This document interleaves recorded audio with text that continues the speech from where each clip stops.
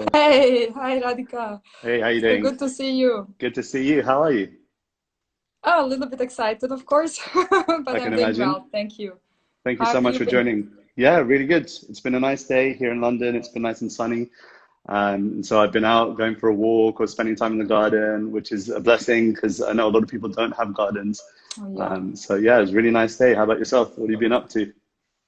Well, I've been studying a lot recently. I Oh, take really? this time of a little, so to say, social lockdown as we have it in Germany. It's more that we don't meet so much with each other and Wow. also we travel less, obviously.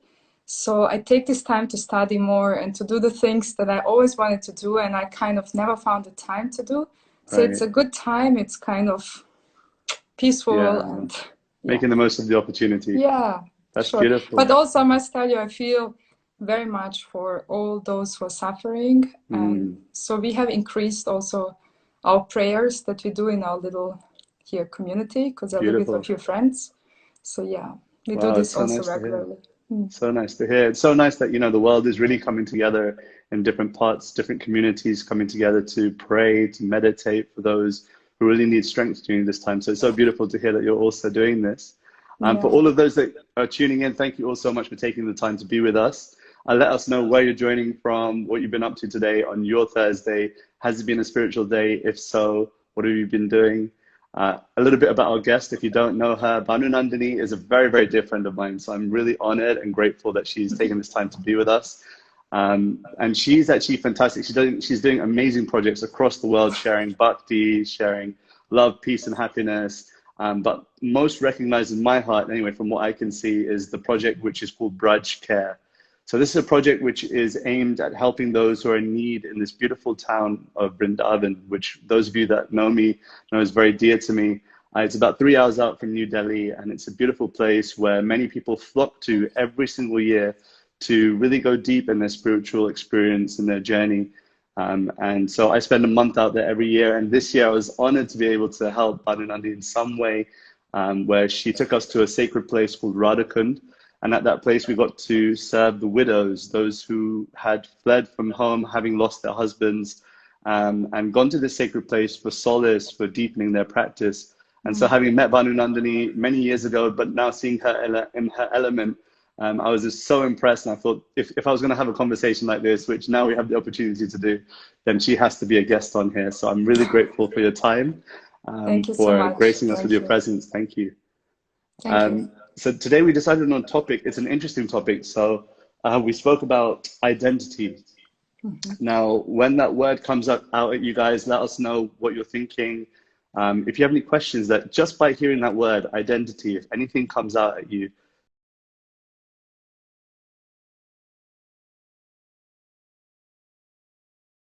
drop it in the comments. We'd love to hear Bhanu Nandini's perspective. But I wanted to ask first, Bhanu Nandini, what your thoughts were.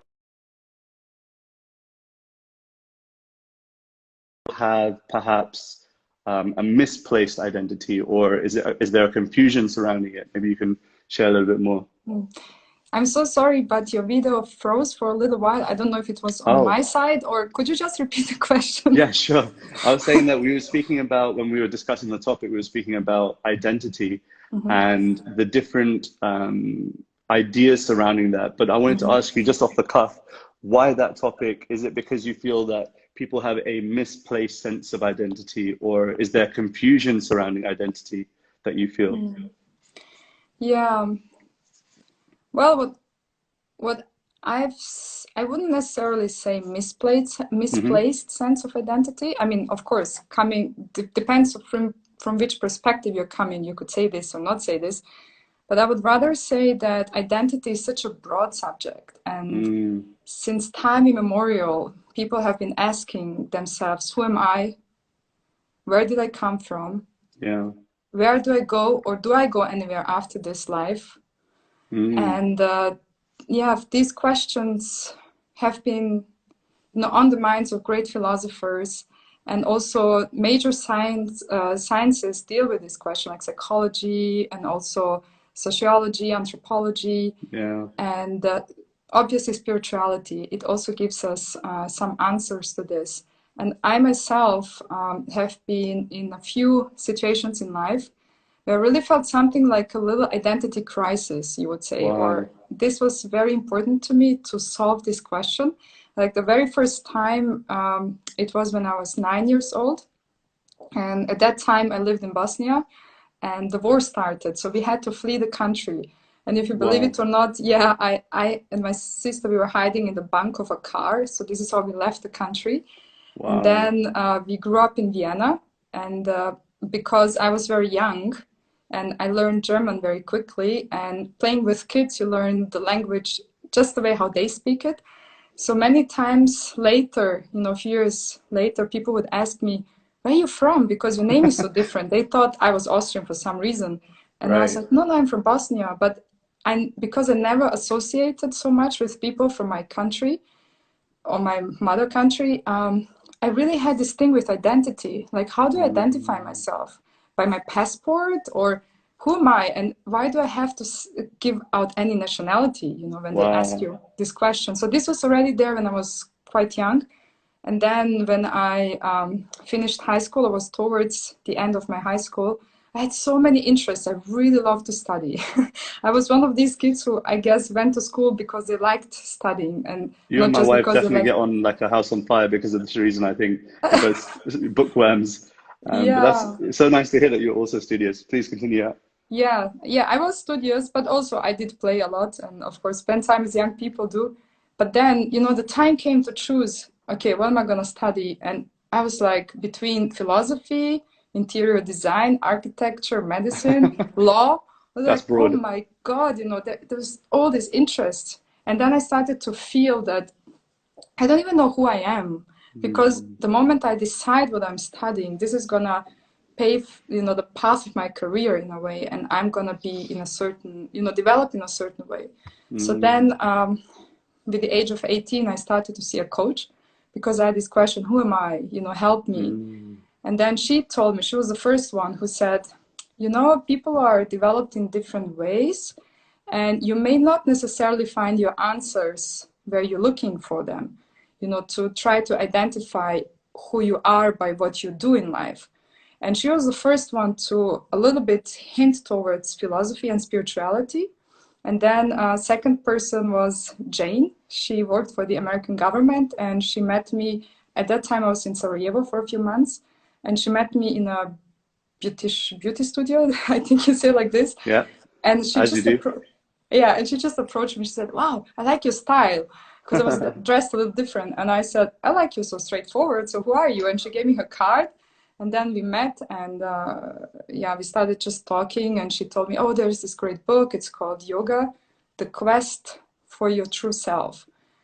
And I immediately, it resonated with me, like true self. Oh yeah, this is it. So this is how I started to explore the subject of identity, also from a very Wow. spiritual perspective. And yeah, I mean, I now, it was a little monologue. Should I continue, or should No, I, no. I mean, should it's I? beautiful to hear that you came across this quest of just from this question, who are you? And Yeah. I think when you ask any person, who are you, then the first thing they go with is their name, or the first thing Yes. they go with is their occupation or their Yeah. relationship status or whatever it might be. And so it's so interesting that were looking at it from a kind of whole new perspective, a deeper perspective, perhaps, really questioning kind of under the surface. And Yeah. so I wanted to hear more. I mean, what happened after you kind of started questioning? Did you find answers? Where did you find the answers? And was there any kind of experience that struck you to maybe reveal a deeper identity or a clearer answer to that question? Who are you? Hmm. Okay. Okay, I'm going to reveal a few things about myself now. So when I was studying, I finally started to study marketing because I thought, let me bridge over a few years before I really know who I am. And marketing Right. has a little bit of psychology, it's creative, I'm gonna read a lot, and anyways, it was some type of a choice to do that. Mm. And I also was working at the same time because I wanted to have working experience, not just study and wait. And some or other, life was going really well at that time, and I had great friends, and I could already afford at that time I was very young, you know, great apartment and great parties and all these things. And I was invited, you know, a few times to speak on TV, Wow. and it was kind of, life was really kind of developing good. But all the time I had this inner feeling that my real life was kind of passing me by. And I could see that whatever goal I set for myself, I could achieve that.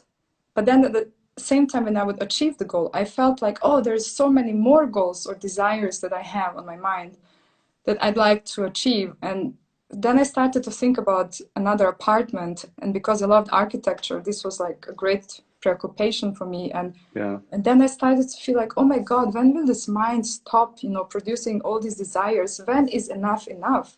You know, then where does it stop? And it really was, in one way, I was really desperately in need of, you know, kind of be out there and create and succeed and achieve, and, you know, and I was happy doing that. At the same time, I had this inner voice, you know, which was telling me like, how long, when will you wake up from this dream that you're living? And then I came across a book by a Swami who later became a spiritual teacher also. And in that book, I still remember in the introduction, in the second paragraph, he describes exactly this experience. And I felt like, wow, he knows me. He will know the answer. So I started to search for him. Where can I meet him? How can I, you know, speak to him? And then the first time I saw him, I had this very unusual experience. You know, it was an experience out of this world. It was very spiritual. It had nothing to do with my previous memory or experiences which I made in this life. It had nothing to do with something that I've read before. I also wasn't doing drugs or anything that I had such a spiritual experience. And it really hit me. And then we met, and I was so nervous. It was the first time in my life I was really nervous meeting somebody, because I was usually like, you know, no problem, and going out there, meeting people, talking to them. And then I told him, you know, I read this, I don't know even why I'm here, and I'm not a practitioner like everybody else. I'm sorry to take your time. I was so apologetic, you know. And then I said, but I read this in your book, and I'm really looking for this answer. And then he said, he did like this, he said, stop, I know what you want to tell me, now listen. I was like, whoa. And then he talked for an hour and a half. And while talking, I could just realize, like, here I'm going to find all the answers. So he was basically referring to a story of a person who comes across a saintly person in the forest, and this person helps the searching person to really uncover the different identities which they had and to find their true self. So you see, it made like a circle. And so I started to study a lot myself. I dedicate myself to spiritual practice. And there we go. I made many discoveries. That's so amazing. So beautiful to hear the journey, in one sense, that you recognized that there was this subtle energy perhaps in the world where it was kind of pushing you towards more, become the master of this, become successful at that. A new flat, a new, etc., etc., etc., more items, more objects, more possessions. And that does cloud a lot of our intuitive questions of who am I, of what is my real purpose. And it clouds our judgment almost. And it's not to say that we are weak in one sense, but it's more that material energy is just so strong. It's just so overpowering that sometimes you can get bewildered. And so it's so beautiful to hear your journey through that, navigating, meeting your spiritual teacher, who then revealed more about your identity, I guess. And I think sometimes it does take someone else who sees things from a completely different perspective to be able to open us up, to be able to, just completely change our consciousness, change our awareness of what really am I, who am I? And I wanted to ask you, when it came to meeting that teacher, that guru, the spiritual teacher, has that now kind of impacted a lot of your life decisions? Or would you recommend perhaps everyone that's watching to also find a teacher like that, and how would they go about it perhaps? I must tell you, it has completely changed my life. Really? because instead of chasing after a career, I started to chase after realizing my true self. And I'm sorry, I feel just so touched. Thank you for asking this, because I'm so grateful to him. Mm. Uh, Then it's real, you yeah, know, this is a real, it's, and for those that are watching, by the way, the yeah. reason why I'm delving deeper into this topic is because I have a personal invested interest in it, because we both share the same spiritual teacher, and Mm, meeting this person has really changed both of our lives. And so for me to hear firsthand, even though we probably had this conversation as friends, but to have it in a public sense and to be able to share this with others, I think it really inspires people to also navigate themselves towards finding someone who can clear the darkness in their lives, or to even just bring some light, even if it's not about clearing darkness per se, but just to enlighten us, to change our whole perception of what is real, what is really of the essence of life. So that's why I'm asking you, you know, to see if there are any other things that you wanted to share about this beautiful yeah. relationship. Yes, definitely. It's really like you said, we are just being clouded Mm, by, or let's say, the pure awareness of the self.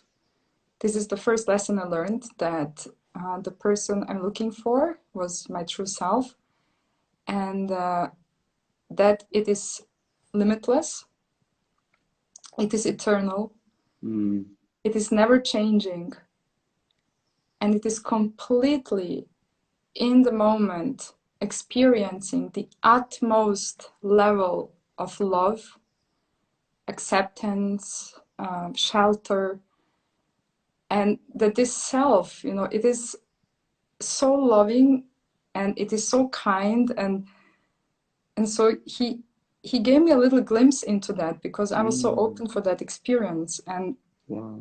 uh, so I started to understand by practicing more and more, you know, certain spiritual practices, that that we as the self, who we truly are, or Mm, our consciousness, it can either be outwardly facing or inwardly facing. yeah. So when we face Wow. outwardly, we then identify with who we are, like our looks, our body. We identify with what we do, with what we have, Mm, with who our friends are, whom we are influenced by. yeah. And that state of existence, when consciousness comes to this level of existence, let's call it the, yeah, existence in this world as we perceive it through the senses. When Yeah. consciousness is on that level, it's actually, it shrinks to the person who I am, like this, and it is then clouded by so many desires which I have. Mm, And then when I'm identifying with this body and with this mind, I start to also compare myself with others. I start to compete with others. yeah. I'm quite selfishly thinking about myself only. Wow. Whereas when I take a step back, like this, so this is so to say the body and the mind, but I'm from facing from inward, or I'm turning inwards. You know, I take a step back. I become this observer. Then I realize more and more who I truly am, especially Wow. during spiritual practice. It's almost as if touching upon spiritual reality. And then I experience this expansiveness of consciousness. And Wow. then when I meet other people, I also think of them as being these spiritual sparks. I don't think of them as being the body and the mind only, you know, because my experience has changed and shifted. My identity Wow. has shifted. So I see them in a different light. And then I see, you know, this equality of us, because we are actually the same. But when I'm Mm, externally facing, when I'm identifying with body and mind and desires and goals and all this, I see others also as being their bodies, their minds, this, that, da, da, da. And so I see that we are different in a way, because we are wow. so different, you know, right? On that level. We all have different avatars. Yeah. So besides of only realizing my own self and coming in touch with that potency, with that eternal existence, with that peace and calm and just a state of being, actually, which is so beautiful and freeing. So it doesn't only happen in relationship to myself, but also in relationship to others. It Wow. shifts. And I'm able to be more loving, more kind, you know, more giving, more selfless. It's very interesting how it happens. Yeah. I mean, I've heard this so much because being somewhat related to or in association with a lot of people who are spiritually minded, the concept of identity being more than the body and the mind is a common concept. A lot of people that are probably listening have heard this before, but I've never heard, or I very rarely think about how that false sense, in one sense, that association with just the mind and body can also bring out emotions such as envy, such as competition, and it's really kind of sparking so many moments where if I reflect on my life per se, on the moments even in today where I felt perhaps competitive nature coming out, or yeah, subtly the envious nature coming out. It happens to all of us on a daily basis, Yeah. or if not, then it's just me in my own hole. But it's because I'm in relation to, or just in relationship with that false sense. And so having heard it like that, it's kind of just bringing a whole new perspective. Anyone that's listening, by the way, if this is touching or this is striking any thoughts, please drop them in the comments, or drop them a hands in the air like you just don't care, or hit that love button just to show that you really do resonate with the points that are being shared here. I wanted to see, in relation to those that are seeking their own identity on a deeper level, where would they start? Where does the average Joe who has an interest in spiritual life or has an interest in self-discovery, where do they start? Yes, that's a very, very wonderful question, by the way. So I'd like to share something that one of my friends and teachers, whom I also, maybe he doesn't know he's my teacher, but secretly he is. I do like to, That's it's nice. Eddie, his name is Eddie Stern. He's a very, very dear friend, and he teaches Mm, Ashtanga yoga in New York. And he has published a very wonderful book, and hmm. also he's done many, many different interviews. So he says how to start. He says that actually we should take a quiet time. He says that so much time we are preoccupied with our bodies, how we're gonna feed the body, how we're gonna work and achieve something, you know, everything we Mm, spoke about. But he says, but we need to also find these quiet moments where it's only us, and because he's a yoga teacher, so it's us and the mat and the breath. And for an hour and a half, we leave everything else outside. Or maybe we can start with 5 minutes or 10 minutes, just giving ourselves that space. Because in that space, when we are with our body, with our breath, and like he would say, in an asana, in a posture, we are actually coming in touch with our true essence. And the more we wow. practice, the more it reveals itself, or we are revealing more of its glory, so to say. And yeah, and then things build up on each other. So I would say quiet time, really, because Wow. the more information and chatter and this and Yeah. that is in our mind, it's very, very hard to Yeah. actually sit down. We can read about the self, but it's reading and getting information is not necessarily really giving us the realization of it. So we need to practice also a little bit, and meditation, yoga, it's very, very good for practicing. Kirtan, oh Wow. my God, what to speak of Kirtan? Wow. Yeah, I so was really quiet time. expecting, yeah, I was expecting you to say this book or this person, etc., etc. But when you came from the perspective of find some time to be quiet, be with the self, to be more mindful, more conscious. It's so true. I think that now we're in this beautiful opportunity of solitude. People say it's self-isolation and loneliness, etc. But let's call it solitude, because then we have it just connotates more a time for deep introspection. So now that we have this opportunity, for most of us who have work, I appreciate, but also have a lot of time.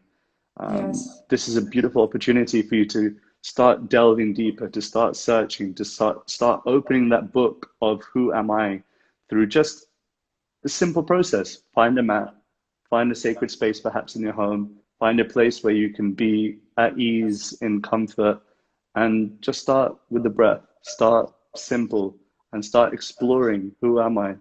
Ask yourself the simple questions. It's just such a profound thought, so I really appreciate you sharing that.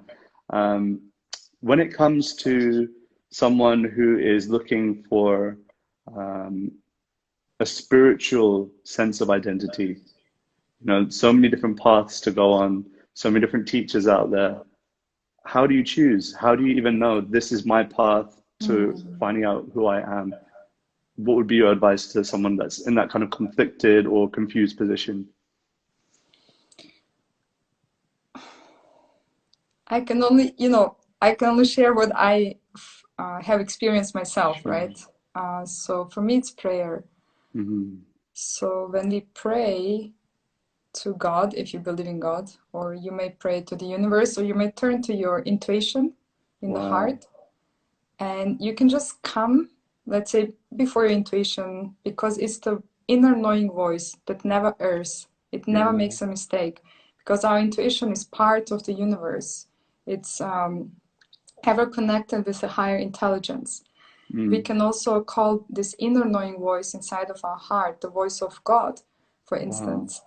And we can refer to God in our heart, or we can refer to God in a deity, or just simply looking up to sky. But the main point is that we really turn to higher guidance, right? So higher guidance. And then the process is really that we have to, first of all, acknowledge that we are in a situation where we are seeking an answer for. First, this acknowledgement. And then second thing is important, that we accept where we are at, that this has come on our life's path. It's important, because if we don't look for the answer, it's not going to leave us. It's just our soul wants so much, to find its own path towards enlightenment, because we all have different paths. We're also individual, and we need to give it that space.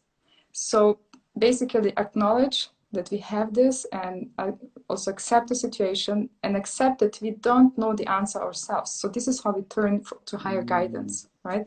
And we then, I do like this, because we can also sit in a position of, with the Jnana Mudra, whichever way, or just simply lying down and just opening up to higher guidance and saying, please help me. Like, I really need to find my path. And this is exactly how my path was revealed to me about 18 years ago, because I did the exactly same thing. I was searching and searching and searching on my own. And when I came, I exhausted all my resources, and I read all the books I could read, and I visited all the centers I could visit, but it was just not my place, And I finally said, oh God, I never asked you, but please, would you show me my path? And trust me, Radhika, within 10 days, boom, I'm getting the book, I'm meeting the person, it's like they say, this movie Secret and so on, the universe replies. It is really like this. When we want so much this answer and we turn to higher guidance, trust it's going to come like this. And everybody is going to be led onto their path. That's, because the truth, spiritual existence, the truth is one. There is not different truths. There's different paths to the one and the same truth, but there is not such thing as how does everybody come to a path, the path, the path, or no, it's just everybody has, they're gonna be led in their own way, but we need to surrender, not in the sense of the word as we understand it, I surrender my I say this independence and no, surrender means I let go, I give up, this trying to figure it out myself, because like Eddie Stern also says, that spiritual level of existence, there's nothing to be figured out, because we are already perfect, we are the self. On that level, there's no things to be figured out. We just need to be brought to that teacher, to that knowledge, to that path where, we can start to evolve in our own way, in our own unique way. I would say this conversation is mind-blowing. It's so good. It's what I was resonating with there was this point of the essence that you were speaking about, that when it comes to trying to find your path, trying to find your next steps, perhaps, that it's not a case of trying to see what in my own strength can I do. In one sense, you can do that, and you'll find that it may get exhausted. Your own energy will be depleted, or you'll be depleting the energy of somebody else. But when we turn to this unlimited source of energy that can provide the answers, and I think that anyone that has had a moment of prayer which is sincere, or had a moment of prayer which is asking for something deeper than something which is just for your immediate material gain, when you make a prayer which is sincere, I think it's almost the success rate is 100%, because you're not trying to do it because you want to selfishly gain from it, but you're trying to see, how can I find the answer to this, so that in turn, one day, I may be able to serve others to be able to find this truth. I may be able to serve that divine that has given me this realization, given me this, the answer for my next steps. And so for sure, anyone that's watching that wants to find their next steps, find their path. And like Bhanu Nandini was saying, it's not about finding the path, but finding your next step. What is your path? Because there's this beautiful analogy that Bhaktivedanta Swami, he speaks about, that there may be different airlines going to a destination, say Chicago. There might be Virgin Atlantic, there might be British Airways, there might be Alitalia, you name it, all these different airlines flying to this place. But they must all know that they're going to that destination of Chicago. And so if we're all on this journey towards self-realization, towards loving divinity, loving God, loving each other, seeing that divine spark in each and every one of us, then it doesn't matter what airline you take, it doesn't matter what journey you're on, so long as you know the destination in one sense. And so it's beautiful that you're sharing that, you know, it's not about finding the path, but find your path through prayer. So definitely make an experience with prayer. Let us know how it goes. But because we're in this beautiful atmosphere and opportunity to be with Bhanu Nandini, I know she's an avid meditator, someone who spends a lot of time meditating. And so it would be almost a sin if I didn't ask her to share with us a small meditation, something that we could all practice at home with her. So if you're watching, this is your chance to find a cozy spot. So maybe place your phone up on a stand or something and join us for a few minutes of meditation with Bhanu Nandini. Over to you. Oh my God, I should start now? Let's go for it. Okay, wow. Now I'm getting tested. Okay, so what do we do? How do we do this? Okay, good. So let me put on some music, maybe. Let's do it. Not music, Yeah. just Ragini, just so that our mind goes. By the way, while she's doing this, thank you all so much for your beautiful questions. I will come back to them. So if you do have any questions, please do feel free to drop them in the comments. I will go back to them before the end of the conversation. But now is a great time for just meditating. So please forgive me if we close our eyes, etc. Can I just ask you, is the music soft enough? Oh, it's perfect. Maybe a little bit louder would be great. Even louder? Not the music, just the background sound. Yeah. Okay. Perfect, yeah. Good. Okay, so I would request then everybody who would like to participate to set our intention first. We are just trying to come in touch with the voice of our intuition, or for me it is the voice of the super soul, the soul that unites all individual souls and that is all-knowing, or we can also refer to the super soul as the universe. So let us set our intention that we would like to come in touch, we would like to approach this voice of eternal knowing and place our question, whatever it may be, whatever is on our mind. Maybe we would like to try to find our path or be led to our path, or we have some other question. Let us try this out. So just close your eyes when you're ready and roll the shoulders a little bit to the back, just so that we can feel our bodies a little bit. You can stretch or move if you like. I've never done this before like this, but it's always good to do something new. Okay, so We will start now in all seriousness. Let us start to just breathe in and out deeply, but without forcing our breath. Just inhale and exhale.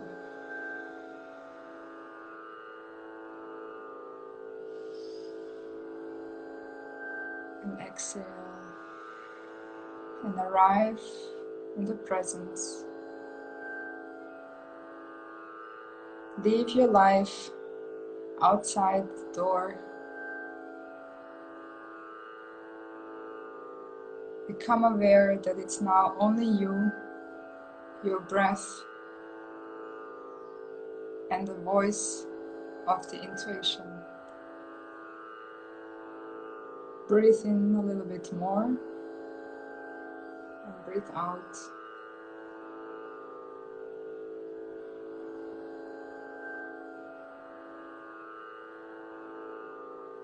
Now please, on each inhale and exhale, relax your body.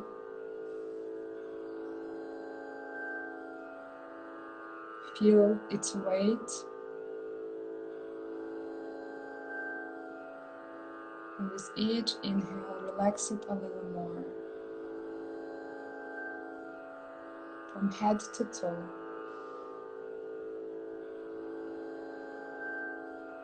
Notice how your body becomes more and more heavy, yet you remain alert.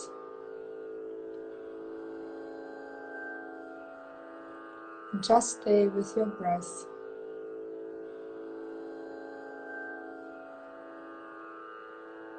If thoughts are there, simply bring your attention back to your ingoing and outgoing breath. And relax to the experience. Just let go of any tension, any judgment, and just be in the presence.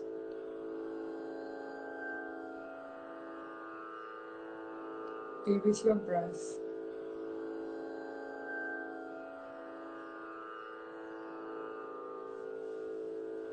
Now imagine your job and let it go. Any thoughts that you might have, let them go.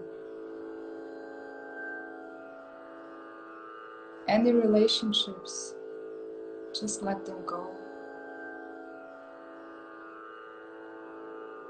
Any sensations or feelings, just let them go.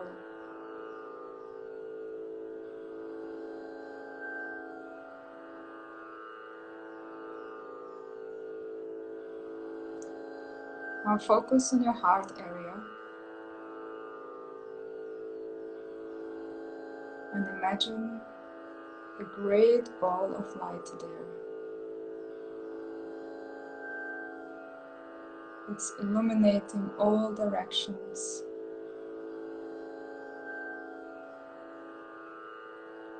It's illuminating your entire body.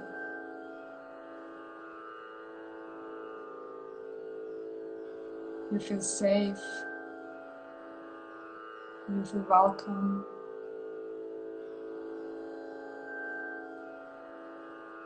And now you may place your question.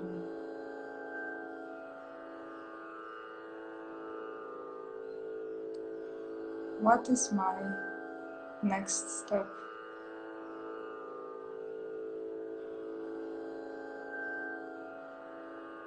Or you may place any other question.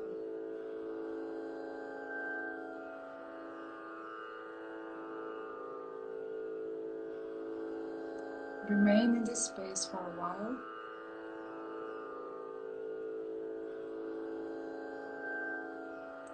And allow the answers to rise.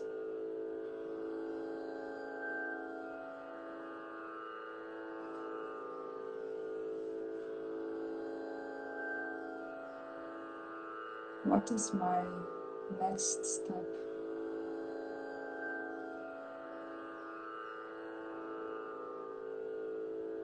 How do I find my true path?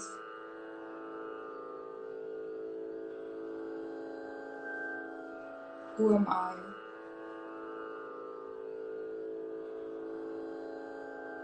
Or any other question that you may have.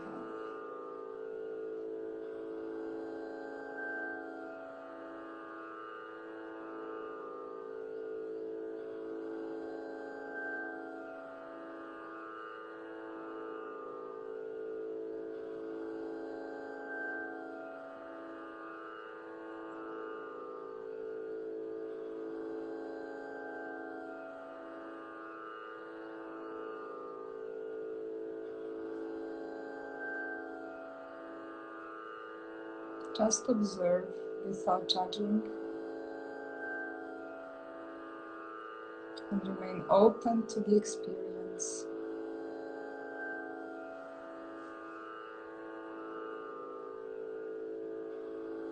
Let the answer rise from deep within.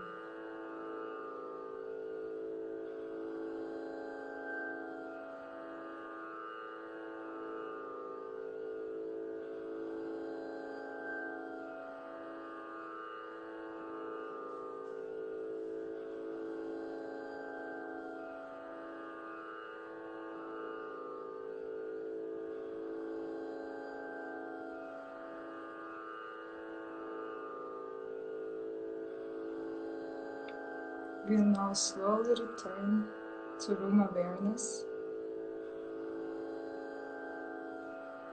You can place your palms in the gesture of saying thank you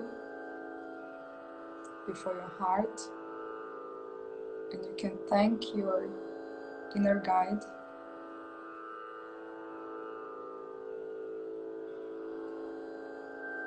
And then slowly rub your palms.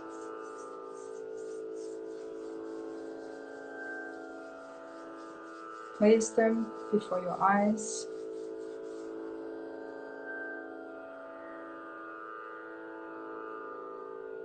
And move them away and look into your palms as if you are seeing them for the first time.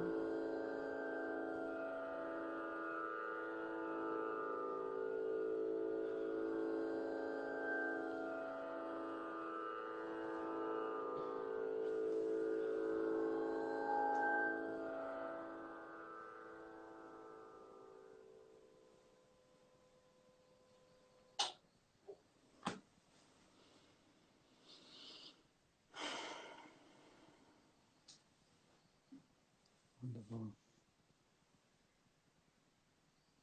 As you're all gently coming back to room awareness, then let's hold our hands together and in a gesture of gratitude to our dear friend Bhanu Nandini for sharing this practice, this meditation with us,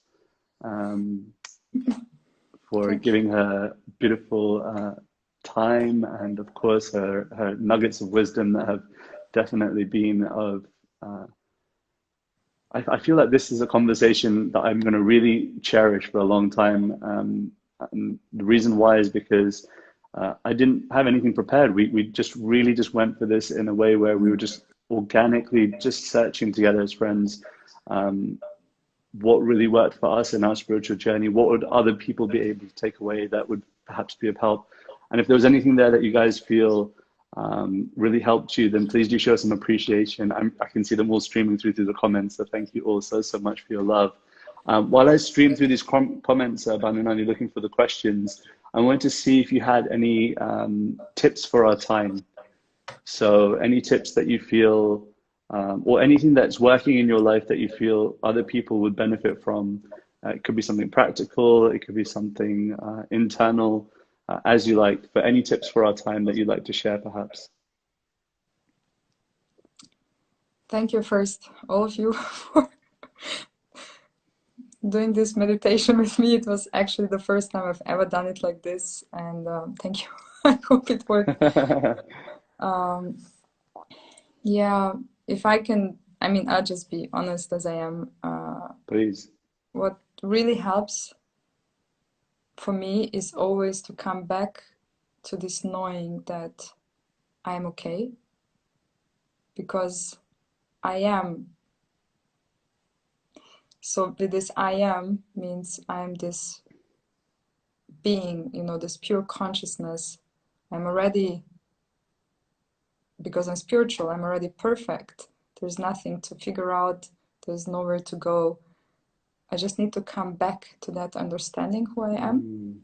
So whatever happens to me in life, no matter if the news is super, sometimes even devastating, you know, sometimes life gets too stressful.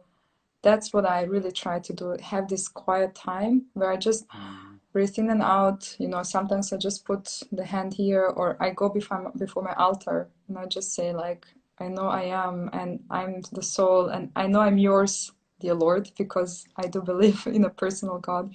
But everybody can do this in their own way. And I'm always grateful to know that this is not the only existence that we're living in. I just bring myself to that. It's a second, you know, to that understanding, whatever goes on in life. If I'm hurt or disappointed or whatever, I just like, wait a minute, this is not the only narrative. This is not the only true story. This is not the only life I'm living, you know. I'm so grateful that I know, you know, I'm somebody else, I'm eternal, and this is just this avatar.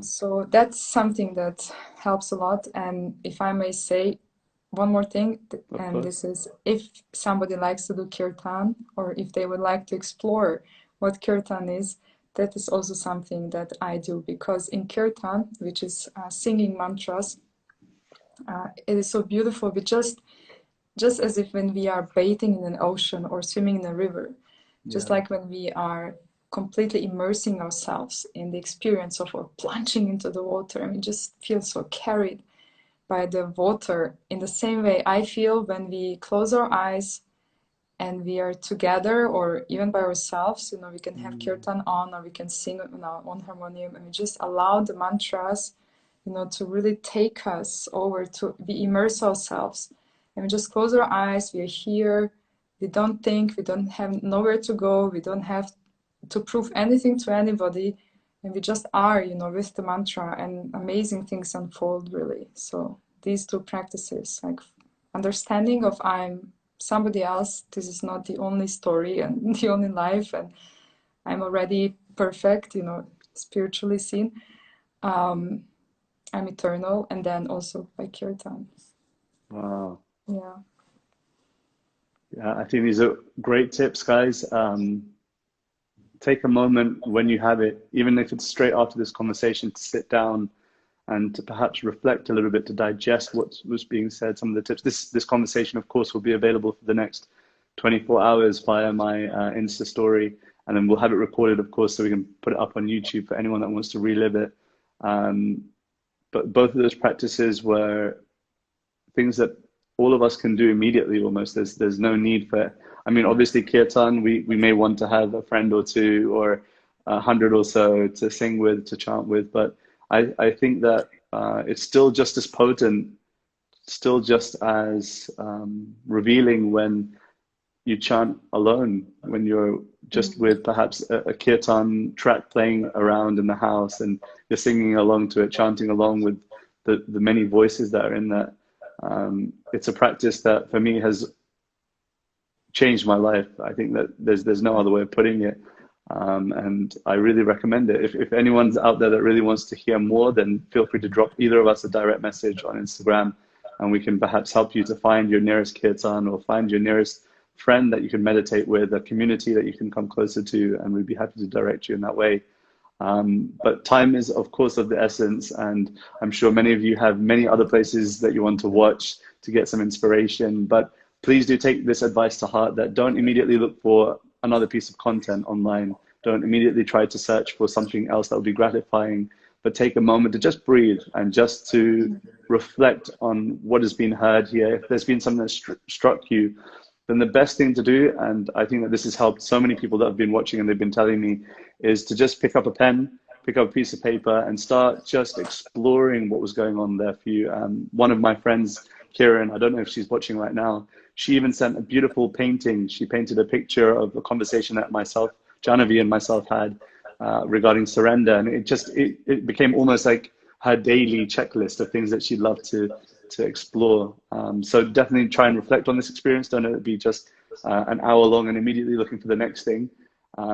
But from my side, I'd like to thank you all so much for joining us, for being with us in this conversation, in this discussion.